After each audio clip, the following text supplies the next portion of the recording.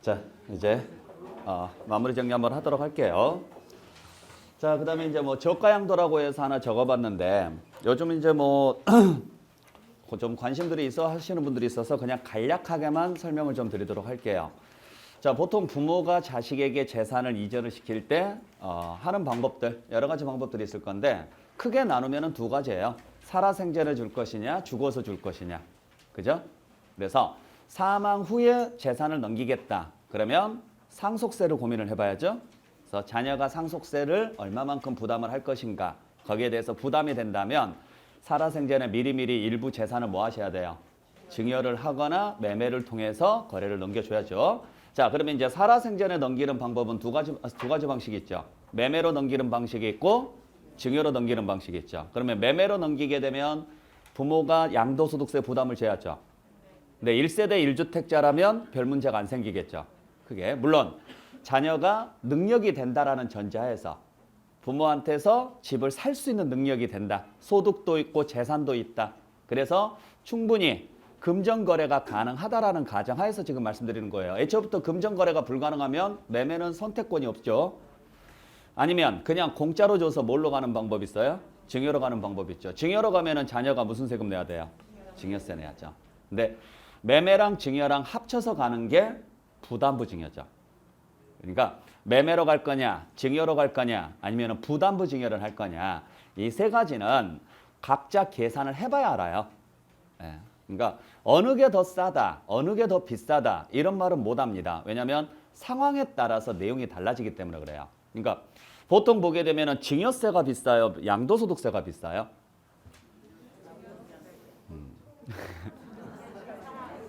그렇죠? 네. 그러니까 예를 들어서 4억에 사서 이번에 팔 때 예를 들어서 15억에 팔았다 라고 했었을 때 이 당시에 기준 시가가 10억이다 라고 가정을 했을 때 이 사람은 매매로 하는 게 나을까, 증여로 하는 게 나을까? 이 경우는 증여가 나아요. 매매로 가면은 양도 차익이 11억이나 발생하죠. 증여로 가면은 그냥 10억에 대해서만 내면 되죠. 아시겠어요? 그러니까 이 경우는 증여가 매매보다는 훨씬 싸요. 반대로 13억에 사서 15억에 판다. 근데 이 당시 기준 시가가 10억이다. 예를 들어서. 그러면 이때는 매매가 낫죠. 양도 차익이 훨씬 적게 나오니까. 증여로 가면은 기준 시가 10억에 대해서 내거든요. 10억 전체에 대해서. 그러니까 상황에 따라서 매매로 가는 게 나을지 아니면 증여로 가는 게 나을지 아니면 대출 끼고 증여를 하거나 전세 끼고 증여를 하는 방식이 있는데 대출 끼고 증여를 한다. 지금 부담부 증여죠. 근데 대출 끼고 증여를 하면 문제가 하나 있죠. 이자를 갚아야 되잖아요. 그러니까 그 이자까지 고민을 해봐야 돼요. 그게 효과가 있는지 없는지를. 아시겠어요? 그러니까 여러 가지 이제 변수들을 그래서 보통 부담부 증여를 할 때는 대출 끼고 증여하는 것보다 그냥 전세 끼고 증여하는 게 훨씬 더 유리한 방법이에요. 왜냐면 이자가 발생하지 않으니까. 네. 근데 그 중에 하나가 이제 뭐 어떤 방법이 있느냐면 저가양도라는 방법이 하나 있어요. 저가양도. 그러니까 즉 매매를 하는데 시가보다 싸게 팔아요. 자녀에게. 시가보다 싸게 팔게 되면은 자녀는 일단 매매로 갔으니까 자녀는 일단은 무슨 세금이 줄어드느냐면은 취득세가 줄어들죠. 그죠? 취득세가 줄어드는데 그리고 나중에 이제 여기서 또 저가 양도는 또 문제가 하나 있긴 해요. 무슨 문제가 있느냐면 자녀가 싸게 사잖아요. 그러면 취득했을 때는 부담이 적죠. 근데 나중에 그걸 다시 되팔 때는 문제가 또 생겨요. 이익이 너무 많이 잡히니까. 근데 지금 당장 그건 나중에 생각하자. 나중에 정 부담이 많다면 다른 집 싹 팔고 얘를 1주택 상태로 만든 상태로 팔면 비과세 받을 수 있거나 아니면 고가주택에 해당하더라도 12억 초과분만 내면 되니까. 그러니까 그거 나중에 생각하기로 하고 지금 시점에 내가 재산이 너무 많아요. 그래서 보유세가 너무 많이 나오더라. 근데 이걸 다른 사람한테 주기는 그렇고 내 자녀에게 주고 싶은데 단순하게 증여로 갈 거냐 매매로 갈 거냐를 생각을 해봤을 때 그때 만약에 매매로 간다면 저가 매매를 한 번쯤은 고민을 해볼 필요는 있다. 근데 저가로 할 때 주의해야 될 게 하나 있어요. 자녀에게 저가로 매매를 하려고 한다 그러면 일단 자녀한테 무슨 세금이 발생할 수 있느냐면 취득세는 당연히 나와요. 근데 증여세 부담이 생길 수 있다는 걸 알고 계셔야 돼요. 그래서 저가로 거래를 했을 때는 어디까지를 증여로 보느냐면 거래 금액에, 즉 다시 말해서 거래가액의 30%까지는 눈 감아줘요. 거래 금액의 30%까지는. 그게 최대 금액이 3억까지예요. 그러니까 거래 금액의 실제와 시가의 요 시가의 30%, 시가의 30%예요. 시가의 30%하고 3억 원 중에서 얼마를요? 적은 금액은 눈 감아줘요. 아시겠나요? 자, 그래서 이제 이런 케이스가 있어요. 예를 들어서 시가 10억짜리를 7억에 거래를 합니다. 7억에. 그래서 부모가 자녀에게 이렇게 줍니다. 그러면 자녀는 일단 취득세 내야죠. 그죠? 취득세를 얼마에 대해서 내느냐? 7억에 대해서 낸다고요. 7억에 대해서. 아시겠어요? 세금 계산해서 내고, 자, 그 다음에 시가의 몇 프로예요? 30%를 잡아요. 시가보다 싸게 거래를 했으니까 30%를 잡으면 3억이죠. 그죠? 자, 그러면은 요 두 개의 차이가 3억이죠. 여기까지는 눈 감아줘요. 그러니까 이 자녀는 증여세 문제가 안 생기죠. 아시겠나요? 그러면 이제 자, 부모랑 자식 간의 증여세 공제가, 증여 공제가 얼마까지 이루어져요? 5천만 원까지 이루어지죠? 그러니까 시가 10억짜리를 6억 5천에 거래를 해요.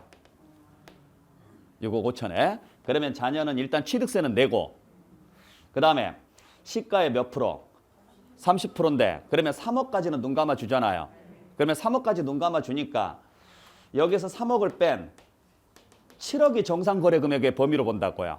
그러면 7억에서 5천만 원의 차이는 얼마? 요 5천만 원이 증여가 돼요. 그래서 여기에 대해서 증여세를 내야 돼요. 근데 자녀 공제가 5천만 원이 되니까 증여세가 제로가 되죠.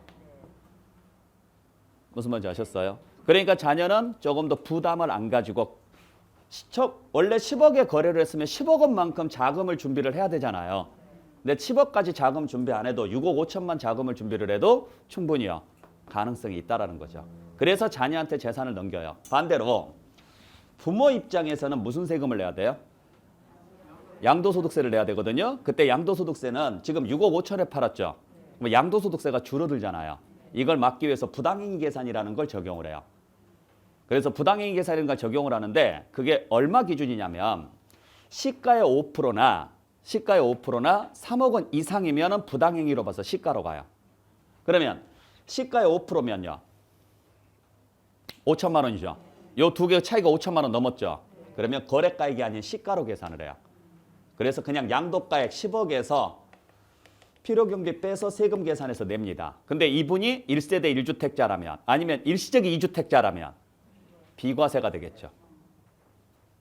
무슨 말인지 아셨죠? 그러니까 1세대 1주택자라면 어차피 종부세 부담이나 이런 게 없으니까 크게 없잖아요. 그러니까 상관은 없는데 2주택자일 때는 이런 방법을 가끔 쓰죠.